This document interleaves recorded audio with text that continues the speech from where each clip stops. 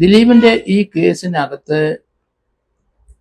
ഈ ദൃശ്യം അത് ദിലീപിൻ്റെ വീട്ടിൽ വെച്ച് കണ്ടു എന്ന് അദ്ദേഹത്തിൻ്റെ വളരെ സുഹൃത്തും ആത്മമിത്രവുമായ ബാലചന്ദ്രകുമാർ കോടതി പറയുകയുണ്ടായി.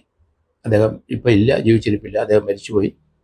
അദ്ദേഹം ബെഡ് റിഡനായിട്ട് കിടക്കുമ്പം അദ്ദേഹത്തിന് ആ സമയത്താണ് രാമൻപിള്ള ഓൺലൈനിൽ അദ്ദേഹത്തിനെ ക്രോസ് ചെയ്തത് തന്നെ.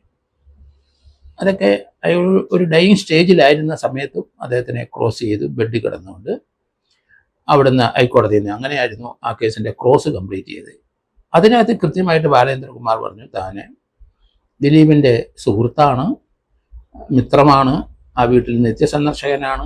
ആ സന്ദർഭത്തിൽ ഈ ദൃശ്യം അവിടുത്തെ ഡിജിറ്റലായിട്ടുള്ള ആ ദൃശ്യത്തിൻ്റെ അവിടുത്തെ സ്ക്രീനിൽ ഇട്ടപ്പോൾ താൻ അത് കണ്ടു എന്ന് മൊഴി കൊടുക്കുകയും ചെയ്തു. ആ കണ്ട സാധനം പിന്നീട് റിട്രീവ് ചെയ്ത് പോലീസ് എടുക്കുകയും ചെയ്തു.